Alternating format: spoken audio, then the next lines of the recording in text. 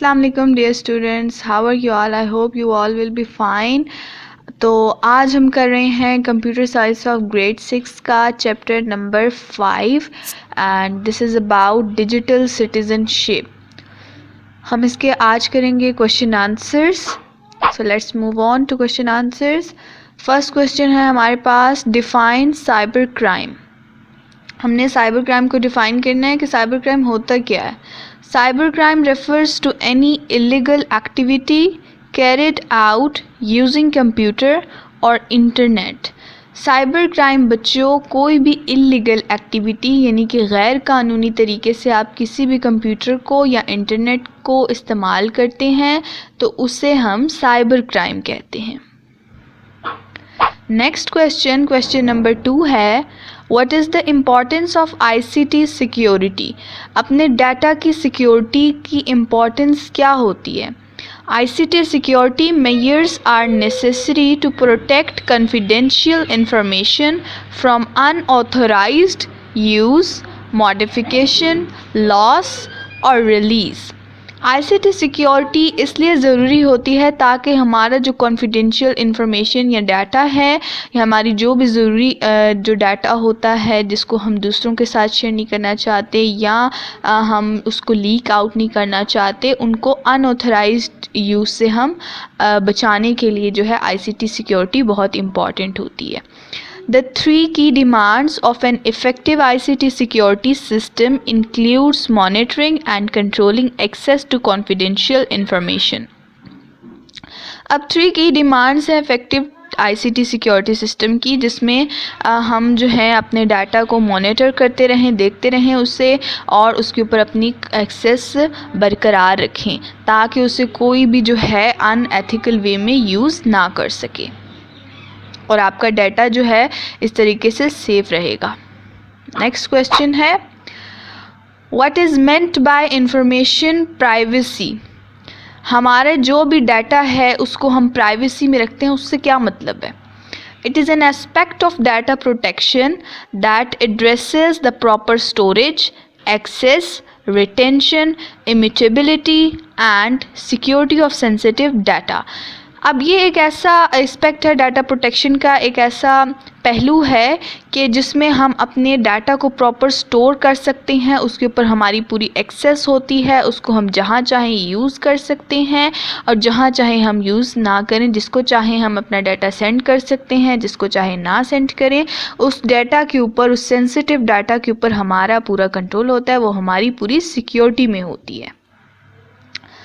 Next question है, Describe why computer users should follow the moral guidelines of computer ethics.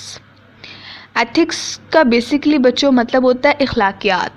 तो यहाँ पर पूछा जा रहा है कि कंप्यूटर यूज़र्स को कंप्यूटर की एथिक्स की गाइडलाइंस क्यों फॉलो करना चाहिए। हमें कुछ रूल्स फॉलो करने होते हैं while we are using computer, तो वो गाइडलाइंस कौन सी हैं और उसकी क्या इम्पोर्टेंस है और वो फॉलो करना क्यों ज़रूरी है।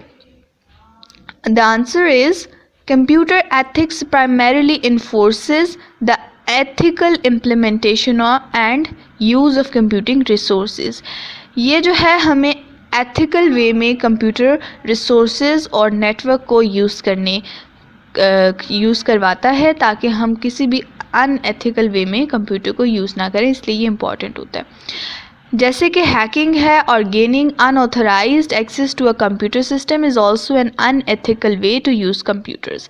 हैकिंग किसी का डाटा चुराना या किसी अनऑथराइज्ड वे में किसी के कंप्यूटर पर को एक्सेस कर लेना, यानी किसी के कंप्यूटर को आपने चोरी कर लिया, पूरा कंप्यूटर का डाटा या कंप्यूटर के ऊपर आपका कंट्रोल होना, एक एथिकल वे है कंप्यूटर को यूज़ करने का। अनएथिकल वे है, सॉरी, यानी कि ये अच्छा तरीका नहीं है, इट इज़ अ क्राइम।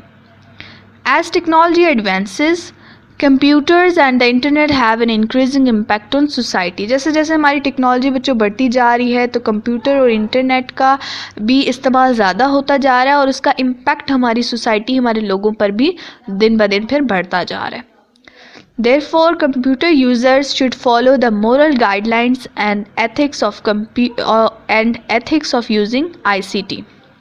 इसलिए कंप्यूटर यूज़र्स को जो है इन गाइडलाइंस को फॉलो करना चाहिए ताकि वो कंप्यूटर को एथिकल वे में यूज़ कर सके और अनएथिकल वे में यूज़ करने से बच सके। Next question, why do you think cyber ethics are more important nowadays? आपके ख्याल में साइबर एथिक्स आजकल क्यों इम्पॉर्टेंट है? ठीक है, in a modern era cyber ethics क्यों इम्पॉर्टेंट है? Cyber ethics are more important nowadays to protect personal and commercial information such as login and password info, credit card account information, and government and commercial databases. It also controls unwanted internet, mail, and ads, that is spam. अब cyber ethics हमारे लिए इसलिए important है ताकि हम अपने जो personal data है उसको प्रोटेक्ट कर सकें, अपनी जो भी हमारी इंफॉर्मेशन है जैसे कि लॉगिन वगैरह, उसका पासवर्ड, कोई भी आपका गूगल का अकाउंट है उसका पासवर्ड, आपकी क्रेडिट कार्ड की इंफॉर्मेशन या आपके गवर्नमेंट या कमर्शियल जो भी आपकी इंफॉर्मेशन है, डाटा है आपका, उसको आप अपने हिफाजत में रख सकें। इसलिए ये साइबर एथिक्स इम्पॉर्टेंट होते हैं।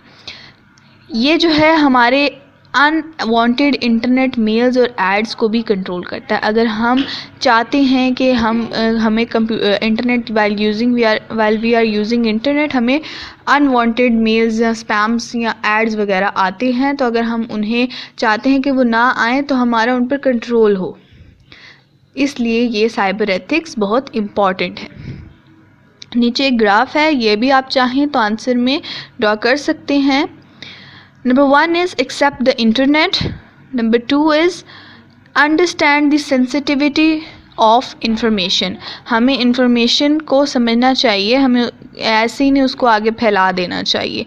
क्या पता वो ख़बर झूठी हो या सच्ची हो, इसलिए हमें आगे शेयर नहीं करनी चाहिए। Do not tour personal information, हमें अपनी ज़ाती मालूमात जो हैं किसी के साथ शेयर नहीं करनी चाहिए।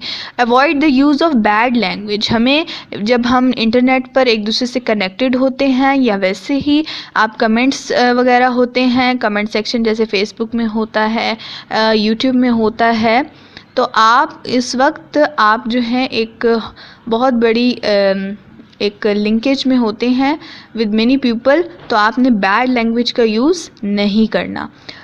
Do not download copyright material, आपने किसी भी किस्म का कॉपीराइट मटेरियल डाउनलोड नहीं करना, क्योंकि उसके अंदर कोई वायरस हो सकता है जो कि आपके कंप्यूटर में भी ट्रांसमिट हो सकता है फर्दर।